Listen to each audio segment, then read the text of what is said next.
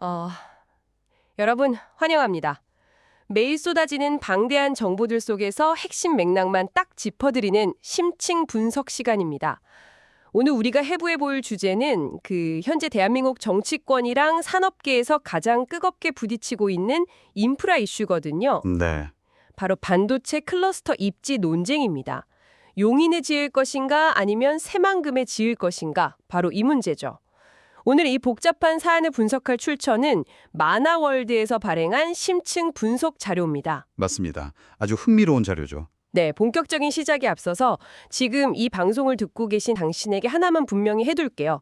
우리는 오늘 특정 진영의 논리를 대변하거나 할 의도가 전혀 없습니다. 오직 만화월드가 제시한 숫자 그리고 팩트만으로 이 논쟁의 착시를 걷어내는 게 오늘의 유일한 미션입니다.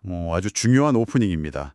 사실 이 입지 논쟁을 가만히 들여다보면요. 서로 층위와 완전히 다른 문제들을 막 섞어서 얘기했죠. 하나의 바구니에 담아놓고 이야기하는 경우가 너무 많아요.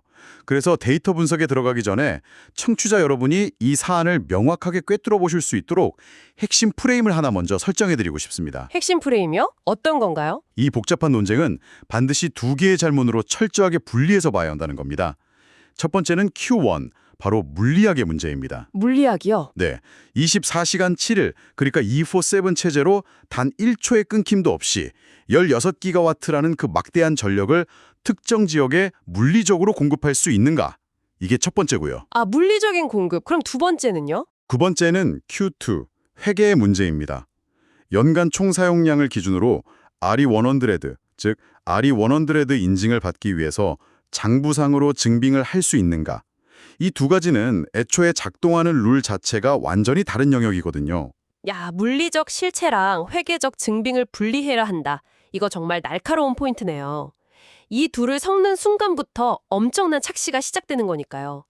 그럼 가장 직관적인 물리학의 문제, 그 Q1부터 한번 해체해보죠. 용인 클러스터에 필요한 전력이 16기가와트라고 하셨는데 이게 사실 숫자로만 들으면 체감이 잘 안 되잖아요. 그렇죠. 16기가와트라고 하면 이게 어느 정도냐면요. 이걸 1년 내내 가동한다고 계산해보면 연간 140.2테라와트가 나옵니다.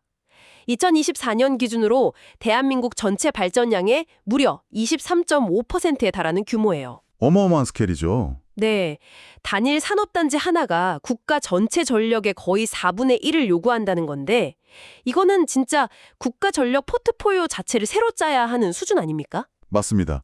바로 그 엄청난 스케일 때문에 정치권에서도 여러 발언들이 쏟아졌죠.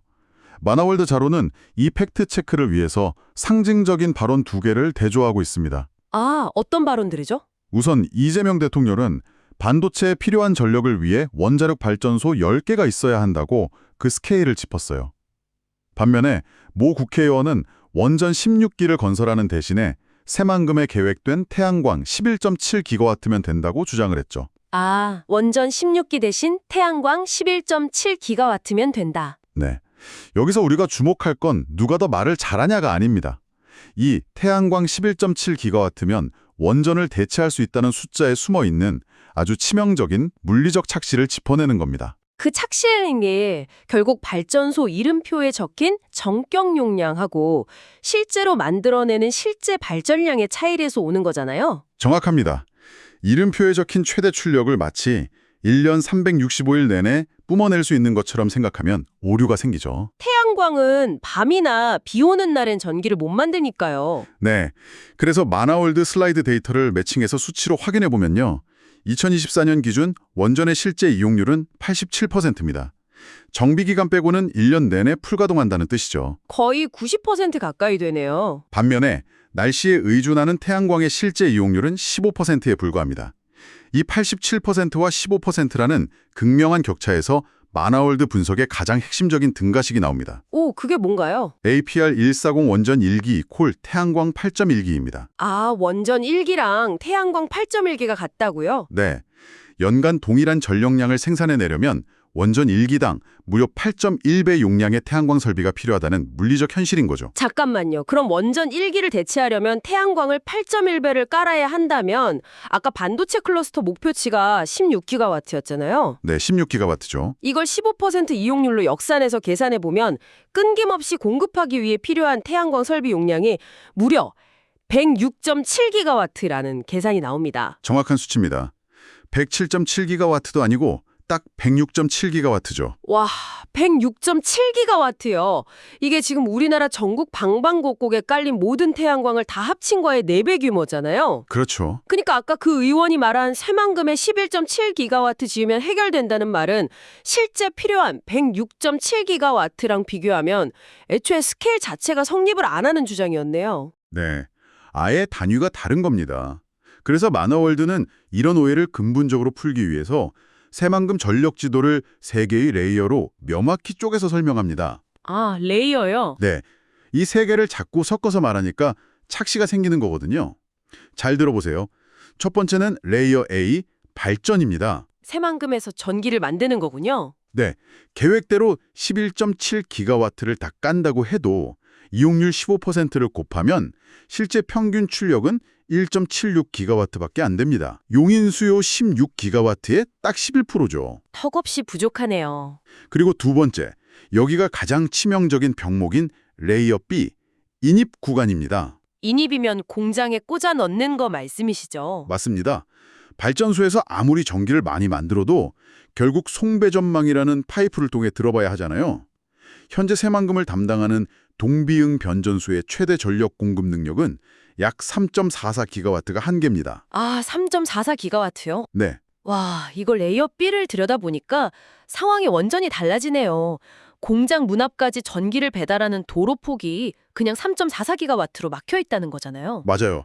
송배전망 병목이죠. 수요는 16기가와트인데 바깥에 태양광 발전소를 수십 기가와트를 짓든 말든 공장으로 들어가는 입구가 3.44기가와트면 물리적으로 돌릴 수가 없는 거네요. 바로 그겁니다. 그리고 마지막 세 번째가 레이어 C, 조달 및 RE100 증빙입니다. 증빙이요? 네, 이건 전자가 이동하는 거랑은 아무 상관이 없어요. 그냥 우리가 재생에너지를 샀다는 장부상의 계약 물량일 뿐이죠. 사람들은 이 레이어 C의 장부상 증빙을 레이어 B의 물리적 공급이랑 섞어버리니까 16기가와트 공급이 가능할 거라고 착각하는 겁니다. 발전, 인입, 증빙 이 세 가지를 명확히 분리하니까 착시가 딱 거치네요. 근데 여기서 또 이런 반론이 나올 수 있잖아요. 새만금 태양광이 부족하면 바로 옆에 한빛 원자력 발전소가 5.9기가와트나 되는데 거기서 남는 전력을 기저로 깔면 되지 않냐. 겉보기엔 그럴듯하죠. 하지만 이 주장도 세 가지 물리적 현실을 완전히 간과한 겁니다. 어떤 현실이죠? 첫째로 전기에는 이름표가 없어요. 한빛 원자력 발전소 전기가 무슨 새만금 전용 파이프를 타고 흐르는 게 아니라 거대한 호남권 계통에 섞여버리거든요. 아, 전기는 그냥 섞인다. 네, 그리고 둘째, 전남 자체에도 이미 거대한 산업이랑 민수형 수요가 있습니다. 마지막 셋째, 이게 제일 중요한 데이터인데 광주, 전남, 전북을 다 합친 호남권 전체의 연평균 순수출량은 2.73기가와트 뿐입니다. 아, 한빛 5.9기가와트를 통째로 가져올 수 있는 게 아니군요.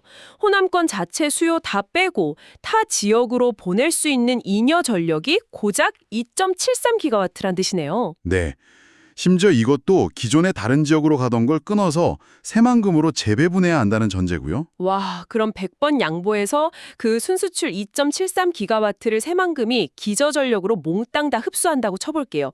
그래도 수요 16기가와트에서 2.73기가와트 빼면 13.27기가와트가 아직 비어 있잖아요. 맞습니다. 그 13.27기가와트를 다시 태양광으로 메워야 하죠. 아까 도출한 15% 이용률로 다시 계산해보면 기저전력을 흡수하고도 여전히 88.5기가와트라는 엄청난 태양광 설비가 더 필요합니다. 와, 88.5기가와트. 한빛 원전을 동원해도 88.5기가와트라는 벽에 부딪히네요. 근데 전문가님, 여기서 더 큰 문제가 있잖아요. 어떤 거죠? 반도체 팹은 밤이 오거나 비가 온다고 라인을 끌 수가 없잖아요. 24시간 7일 단 1초도 안 끊기고 전력이 들어가야 하는데 태양광은 간헐성 문제가 있으니까요. 이걸 극복하려면 무조건 ESS, 에너지 저장 장치가 필요한데 비용 병목이 어느 정도인가요? 마나월드는 이걸 철저하게 건조한 비용 병목 관점으로 다룹니다. 2020년에 중부지방에 54일간 장마가 온 적이 있어요. 아, 그때 엄청 길었죠? 네, 반도체 공장은 이런 저출력 구간을 무조건 버텨야 하니까 최소 4일치, 보수적으로 7일치의 ESS가 필요합니다. 2000년 총비용 기준으로 정확히 비교해 드릴게요. 네네. 원전 14기 건설하고 20년 운영하는 총 비용이 154조 원입니다. 154조. 반면에 태양광에 4일치 ESS를 붙이면 596조 원으로 뜁니다. 와, 596조. 만약 7일치 ESS를 구축한다면 일각에서 말하는 752조 원이 아니라 정확히 918조 원이 듭니다. 154조 대 918조 원이요. 이건 비용 격차가 진짜 뼈아프게 다가오네요. 918조 원이라는 비용을 감단하면서 태양광이랑 ESS 조합으로 24/7을 맞춘다는 건 솔직히 엄청난 비용 병목에 부딪히는 거네요. 네, 인프라 관점에서는 심각한 경제성 결여죠. 여기까지가 물리학과 비용, 그러니까 Q1에 대한 팩트체크였습니다. 자, 그럼 자연스럽게 회계의 문제 Q2로 넘어가 보죠. 흔히들 RE100 맞추려면 재생에너지 많은 곳으로 가야 한다고 압박하잖아요. 그렇죠. 이 RE100, 즉 RE100의 현실도 냉정하게 해부해야 합니다. 한국에는 KRE100 이행수단이 총 5가지가 있어요. 그중 기업들이 제일 싸서 선호하는 게 녹색 프리미엄인데 네네. 현실은 이 녹색 프리미엄 낙찰률이 5.7%에 불과합니다. 5.7%요? 그럼 나머지는 아예 못 구한다는 거네요? 시장에 물량 자체가 없는 극심한 공급 부족 상태인 거죠. 여기서 삼성전자 사례가 딱 떠오르네요. 삼성전자가 해외 사업장에서는 RE100의 이행률이 97%에 달합니다. 근데 국내 사업장은 3%밖에 안 되거든요. 삼성이 국내에서 투자를 안 해서가 아니라 조달할 인프라 자체가 구조적으로 없다는 방증 아닙니까? 정확합니다. 근데 여기서 우리가 마켓 바운더리, 그러니까 시장 경계를 좀 이해할 필요가 있어요. 시장 경계요? 네, 한국은 전 국토가 하나의 단일 계통으로 연결돼 있습니다. 그러니까 물리적 전기가 어디로 흐르든 상관없이 새만금 전력으로 용인의 RE100 증빙을 하는 건 장부상으로 충분히 가능해요. 아, 어차피 한 계통이니까요. 맞아요. 근데 진짜 중요한 건 글로벌 스탠다드가 변하고 있다는 겁니다. 어떻게 변하고 있죠? 구글이나 애플 같은 빅테크들은 이미 연간 총량만 맞추는 RE100을 넘어서 시간 단위로 무탄소 전력을 매칭하는 24/7 CFE, 24/7 카본3 에너지 체제로 이동 중입니다. 24/7 CFE요? 네, 이게 핵심이 뭐냐면 태양광이나 풍력뿐만 아니라 원전도 무탄소 에너지, 즉 CFE로 공식 인정을 받는다는 거예요. 아, 룰이 바뀌고 있군요. 원전도 무탄소로 인정받는다면 굳이 RE100에만 매달릴 이유가 없네요. 근데 전문가님, 제가 뉴스에서 진짜 많이 본 게 RE100 못 맞추면 애플이나 구글이 당장 거래 끊어버릴 거다. 이런 착각, 아니면 공포 마케팅이 엄청 많잖아요. 그거 진짜 흔한 착각이죠. 결론부터 말씀드리면 냉혹한 시장의 수급 논리를 완전히 모르는 소리입니다. 수급 논리요? 지금 글로벌 메모리 반도체 시장 상황을 보세요. 완전 압도적인 셀러 마켓, 즉 공급자 우위 시장입니다. 파는 사람이 갑이라는 거네요? 네, SK하이닉스의 HBM 같은 경우는 2026년 물량까지 이미 전량 매진됐어요. 와, 2026년까지요? 네, 지금 당장도 애플, 구글, 아마존 같은 빅테크 임원들이 한국 호텔에 장기 체류하면서 메모리 물량 단 한 개라도 더 확보하려고 사활을 걸고 있는 게 생생한 시장 현실입니다. 아, 칩을 못 구해서 안 달란 상황인데 너네 RE1원 도장 안 찍었으니 거래 파기할게. 이게 논리적으로 앞뒤가 안 맞네요. 대한 공급처가 아예 없으니까요. 실제로 RE1원 미달을 이유로 주요 공급업체랑 거래를 파기한 사례는 공식적으로 확인된 바가 단 한 건도 없습니다. 결국 ESG 원칙보다 기업의 생존이 걸린 수급 논리가 철저하게 우선한다는 거군요. 맞습니다. 그리고 비용 면에서도 PPA, 즉 전력 구매 계약의 진실을 알아야 해요. PPA 비용은 어떤가요? 외부망을 쓰는 옵사이트 PPA의 손익분기점이 킬로와트당 138원이고 공장 내부나 근처에 짓는 온사이트 PPA는 162원입니다. 근데 실제 거래가는 지금 170원에서 180원에 달해요. 180원이요?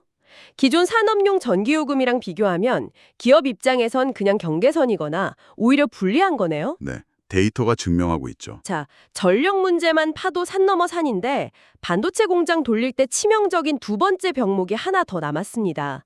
바로 물, 용수 문제요. 전력만큼이나 심각한 게 이 용수 스케일 격차입니다. 초순수 엄청 필요하잖아요. 네, 용인 클러스터는 이미 하루 107.2만 톤 공급 계획이 확정돼 있어요. 반면에 새만금의 현재 공급 능력은 하루 17.6만 톤에 불과합니다. 107.2만 톤 대 17.6만 톤. 딱 봐도 6배 격차네요. 새만금 쪽에 원수 확보 계획이 없나요? 이게 가장 큰 한계인데 100만 톤급 원수를 확보할 구체적인 계획 자체가 지금 부재합니다. 그래서 일각에서는 바닷물 끌어와서 해수 담수화하면 되지 않냐고 하는데 네네, 바다 앞이니까. 이게 반도체 초순수 제조에서는 치명적입니다. 일단 바닷물에 붕소 성분이 있고 담수화하고 나면 브라인이라고 하는 고농축 폐수가 대량으로 나와요. 게다가 막대한 에너지가 소모되고 염분 때문에 설비 부식 문제도 생기죠.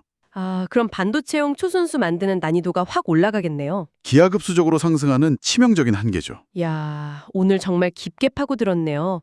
처음에 짚었던 발전량과 전경 용량의 차이부터 시작해서 물리적 247 공급이랑 연간 아리백 증빙의 분리, 네. 그리고 3.44기가와트 인입병목, 918조 원에 달하는 ESS 천문학적 비용, 또 6배 용수 격차랑 압도적인 셀러마켓 현실까지 진짜 수많은 착시들을 다 벗겨냈습니다. 오늘 저희가 전달한 이 구체적인 데이터들은 마나월드 원문이 분석한 팩트를 있는 그대로 보여드린 겁니다. 맞아요. 화려한 정치적 수사에 가려질 때가 많지만 인프라는 결국 물리학과 회계의 영역이거든요. 106.7기가와트, 8.1배, 3.44기가와트, 2.73기가와트, 918조 원 같은 이 건조한 숫자들을 스스로 곱씹어 보시길 바랍니다. 좋습니다. 오늘 딥다이브의 목표는 특정한 정답을 강요하는 게 아니었습니다.